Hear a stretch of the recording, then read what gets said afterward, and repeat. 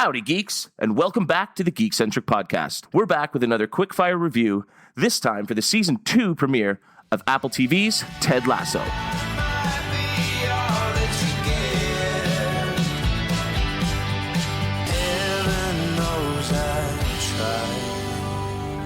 My name is Kev, and today's episode is going to be like an elevator ride up the CN Tower, fast and to the point. Joining me today are two striking guys who you could never despise, Justin and Nate. That's lovely. Striking. I tried to throw in a football term. Right, it's like a football term. Yeah, no, nice. Yeah. All right, well, gentlemen, are you ready? Yes. Soccer is life, Kevin. I'm ready. Oh, beautiful. Then let's hit the proverbial pitch and see if everyone's favorite gaffer is back with a brilliant goal or if this episode was into touch. You know, it's not often that a highly anticipated TV show premieres in the middle of summer. And yet here we are. Nate, what did you think of the Season 2 premiere? Dude, this premiere, this episode, it looks at, I think how phenomenal that first season was, and it just says no sweat Boba Fett and just doesn't miss a beat. I absolutely loved it because it brings you back to Ted and the rest of these characters like right where we left them, but at the same time I think it's mature enough to know that its audiences don't need all those sort of season 1 in jokes to kind of be like, this is a season 2. Like, it sort of just picks up right where you left off. And if you hadn't told me it was a season 2 premiere, I might just consider it episode 11. Yes, exactly. And so I love that about it. I love how confident it was. Just, you were a bit late to the party, and we're the last of the three of us to check out the first season of Ted Lasso. That said, though, were you happy to see the show back on the telly? Yeah, of course. The show is absolutely amazing. Like, season 1 was fantastic. It does go down as being one of the best TV shows of last year. That being said, the way this episode starts off and it picks up right where we left off, kind of amidst them trying to regain their stance in the what do they call it? In the league. In the league, yeah. There you go. Jeez, Nate knows more about soccer than me right now. What this first episode does is we understand where our characters are, and sort of setting up mini sort of stories, conflicts, whatever you want to call them, for each of them that we will explore deeper throughout the season. For sure. And I am excited to see the season dive deeper into the stories of the other characters. I think that there's opportunity with that, while also obviously, this introduction of a new character, the Doc. Yeah, Doctor Justin. She prefers Doctor. Be careful there. I absolutely, like, honestly, the cool thing about this episode, and it was like the first thing that came to my head was like, it culminates all the themes and feelings that in season 1, I think they slowly doled out, right? Because they didn't want to overwhelm the audience. They sort of slowly gave you a sense of, okay, this is what the show is. Oh, wait, no, it's also this. Oh, wait, oh, no, it's also this. And in this episode, it doesn't matter. It just fast tracks it and gives you all those feelings. Like, I laughed like out loud so many times, but it also had touching moments. And the fact that they were able to kind of do all that while still setting up Ted for sort of what his journey is going to be throughout the season. I adored how well they were able to craft that, and it didn't feel overstuffed, which was, for 36 minutes to get all of that in there and to make me feel all that. I mean, they're masters at this, dude. It's incredible. It really is unbelievable. Yeah. And I always find there's a point in a TV show where it just doesn't feel the same anymore. And so it's always a concern of mine when I'm going into a new season of a show is, am I going to get, that same feeling from the show as I did in the previous season? And I think you nailed it there, Nate, when you said it literally does just feel like an episode 11. Like, they're not just starting fresh. I mean, these characters are all going to go on different journeys this season, but they're continuations of where we left them last season. And that just helps to sort of strengthen the individual character stories if they are sort of, a continuous strain rather than this like refresh every time a season starts. And so I love that aspect about the show. The writing is just, it's so honest and earnest and lovely. I'm never one for the feel good stuff, but this one gets me and I am so on board for the ride. I mean, in the first, I'd say 5 or 6 minutes of the episode, we got 3 Star Wars references, and I was like, I'm in. Like, let's go. They know who they're catering to, at least for me. And to your point, like the honesty with it, and the characters are just so we're only 11 episodes in. It's crazy. Like, we talk about all the time how series usually take at least 2 seasons for us to start to get to that place where we understand the characters and their motivations, and that allows us to anticipate kind of how they would respond to the different situations that they deal with. But I think it's really impressive that I already know how these characters are going to react to these situations, and we're only 11 episodes in. Like, that just speaks to how, to your point, how well they're written. I'm gonna just sound like a broken record here, just gushing over this show. So Justin, you go ahead. I'm interested in really learning more about Ted's sort of personal trauma and maybe finding out a little bit more about him. And I think obviously the introduction of the sports therapist, the doctor, that sets up that conflict, that sets up that sort of that tension that we'll probably see play out. It seems like he set up he's not very trusting of therapists, but I think obviously being that the show is what it is, I think he's going to come to grips with something through his experience and interaction with her. I think now he's insecure. He was the one who always had all the answers, and he wasn't able to help in this instance. And in steps this new character who just instantly is able to form these connections that Ted works so hard to have with his players. And so, yeah, I love you can just feel how uneasy. That's the least confident we've seen Ted so far. Totally. And I also do like how we're seeing sort of how he understands who he is so much. In there's I won't spoil it, but there is a scene where Coach Beard says to him something that he told him, and he's like, "I said that? Oh, that's pretty good," right? And you sort of see that in him, and I know they had that a little bit in season 1, but you just know that, like, okay, for sure he really does have that understanding of he does have the answers, and now he's falling into that place where it's I'm excited to see how somehow he turns either her around or she turns him around in some way.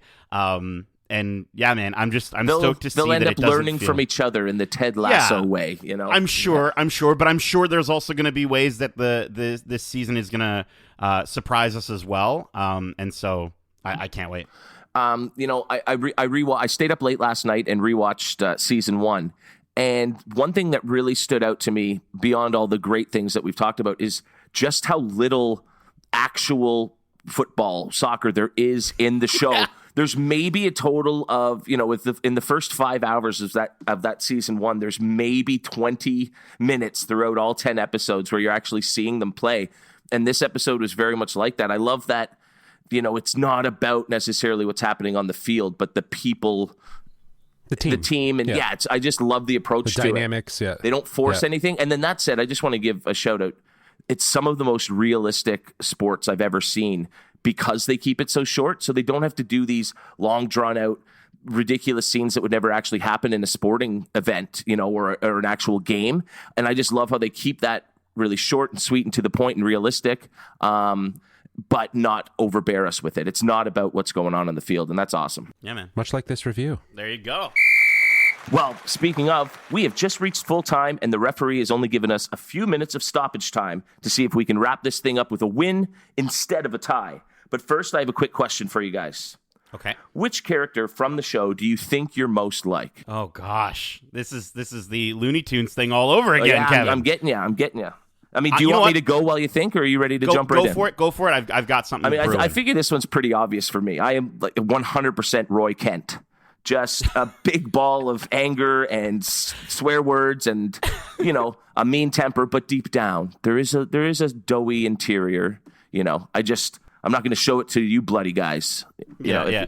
Kevin, can we start like a little thing where I have to write in my notepad how many times you swear, and then you're going to owe me some quid? I will get up to $1,000, much like Roy. No problem. Very cool. For me, you know what? I am gonna go. Here's the deal. I'm Nate. I think Nate kind of coming into his own, and you really see it in this first episode. There's some really great moments where you're like, okay, dude, calm down. And I think I've had many moments in my life where I've gone from being really nervous about something to being spectacular. And I can say that because people around me have told me that. I'm not just, a big-headed guy. And so sometimes though that does kind of get to my head, and then I start to kind of act a little bigger than my britches, so to speak. Yeah, lash out at the towel boy. Right? So I think I definitely align with Nate a lot. I got to be honest, at the beginning there, I thought you were pulling a Jamie Tart. I'm Nate. I'm me. Why would I want to be anybody else? For sure. Just, how about yourself? I don't know. It's a toss-up between Coach Beard and maybe Higgins. I don't know. Oh, Higgins for sure. Yeah, I like that. Definitely Higgins. I mean, Justin, are you, I'm sure you're going to have kids at some point. Are you ready to explain the whole Luke and Leia thing to them? They didn't know, damn it. They didn't know. They didn't know. For whatever reason, the Force didn't tell them. There you go. All right, now let's see if we can finish this thing off and get one past the keeper in a segment we call Would Ya? Would ya recommend this movie or something to watch on TV? Would you recommend it to me? Would ya? All right, today I'm asking, considering the first season of Ted Lasso roped in 20 Emmy nominations and drove in a surprise Golden Globe win for Jason Sudeikis for Best Actor in a television series, would you say that the season 2 premiere lived up to the lofty expectations created by the wonderful first season? Nate.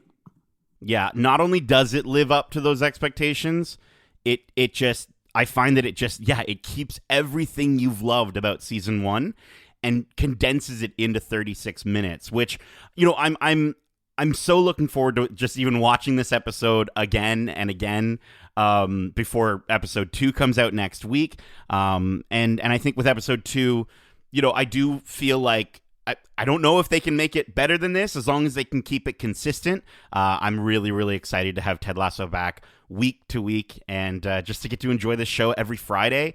And it's one of those shows that I watch with my parents, and they're so excited. They're so excited to keep seeing how these characters are going to interact and grow. And so, as a way to connect with them as well, I just love it. I love it. So yes, it absolutely does. Just, what do you think? I think, as Nate said, it takes the best parts of season 1 and it just reminds you of that in this episode, of like all the things. It has the wit, it has the heart, it has the humor.